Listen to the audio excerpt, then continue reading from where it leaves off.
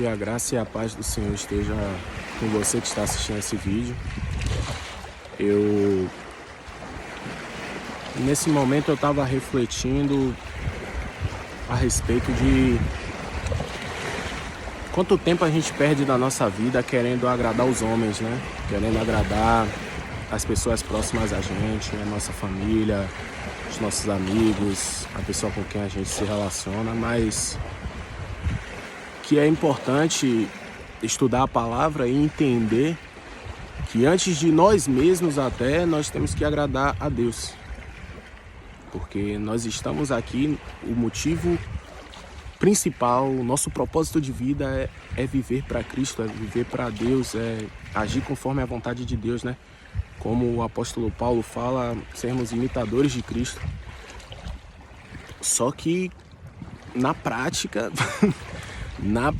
é um longo caminho até você fazer isso, né? O que me faz lembrar da história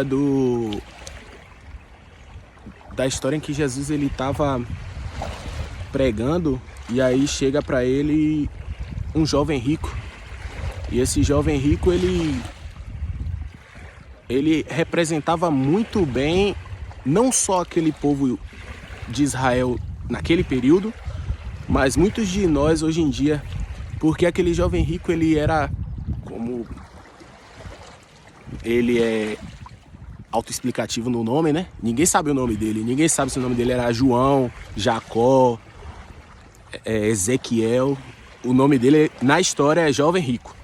E ele era bem sucedido financeiramente e com muito pouca idade, o que era algo admirável aos olhos daquele povo. E aí ele chega para Jesus com um pensamento, como eu disse, que representa muito o povo daquela época e muitos de nós hoje em dia, de que, Senhor, eu entrego o dízimo, eu sigo todos os mandamentos, eu sigo a palavra de Deus, ajo conforme a lei me pede. O que mais eu devo fazer para conquistar o reino dos céus? E aí Jesus ele foi certeiro, né, no alvo, né? Ele diz, venda todas as suas coisas e me siga. Por quê? Não que era só aquilo que faltava para ele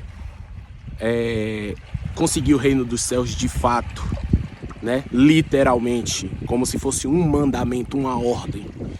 Mas era porque ele não conseguia entender o real sentido de ele dar a primazia de todas as coisas que ele conquistava, de seguir a lei não por ser a lei, né? Não por algo carnal, mas por ser uma necessidade espiritual, né?